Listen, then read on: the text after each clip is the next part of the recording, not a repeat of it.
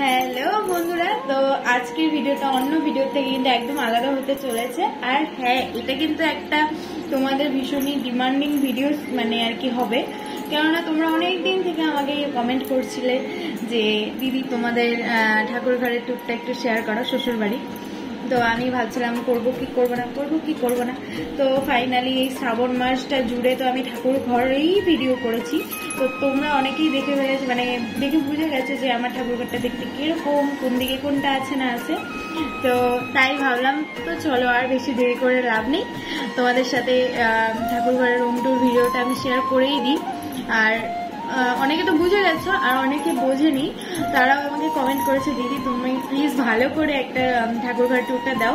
অনেকে বলেছে আমাদের সিংহাসনটা খুব পছন্দ হয়েছে, তো সেরকম হয়তো করতে চায়, সেজন্য সবার জন্য আমি একটা ভিডিও মানে ক্রিয়েট করেছি, সেটাই তোমাদেরকে শেয়ার করব। আর হ্যাঁ, ভিডিওটা আমি কিছুদিন আগে করেছিলাম, কিন্তু ইন্ট্রোটা আমি নিতে পারিনি, এর জন্য আজকে আমি ইন্ট্রোটা করে নিলাম। তো তোমরা কিন্তু জানিও ভিডিওটি দেখে যে তোমাদের কেমন লাগলো, আর আমাদের ছোট্ট ঠাকুর ঘরটা তোমাদের কাছে দেখতে কিরকম লাগলো।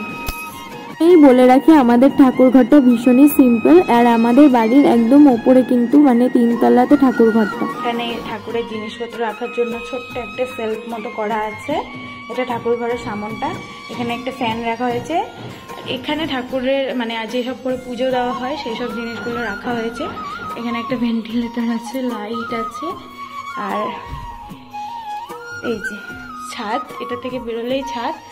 তো যে ছাদের সাথেই কিন্তু আমাদের ঠাকুর ঘর। এখানে একটা বড় দরজা রয়েছে, তো ফার্স্টে ঢুকেই কিন্তু আমাদের ঠাকুরটা একদম পুরোটাই দেখা যায়। কি আর দেখাবো, মানে সবকিছু দেখে তোমরা বুঝেই গেছো এতদিনের ব্লগ।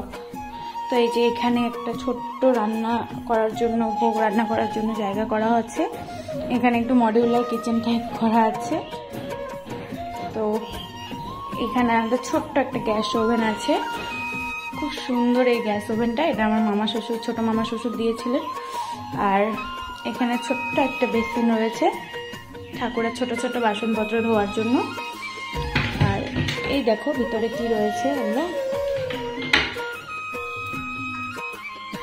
ভেতরে জিনিস থাকে এগুলোর, এগুলো কি দেখাবো।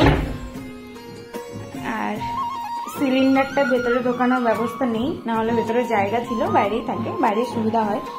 এখানে বড় একটা জানালা আছে, এটা দিয়ে বাইরেটা খুব সুন্দর দেখা যায়। সাথে কিন্তু এই যে আমাদের সব ঠাকুর দেবতারা এখানে আছে। এখানে রাধা মাধব, এখানে হচ্ছে লক্ষ্মী ঠাকুর, এখানে গব্বু সোনা রয়েছে, ভোগ দিয়েছি।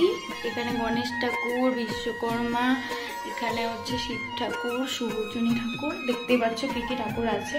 আর এই যে এটা পিতলের একটা লক্ষ্মী আনা হয়েছে, তো এটাকে এখনো প্রতিষ্ঠা করা হয়নি, এবার লক্ষ্মী পুজো প্রতিষ্ঠা করবো। আর এটা তো পুরী থেকে নিয়ে এসেছিলাম।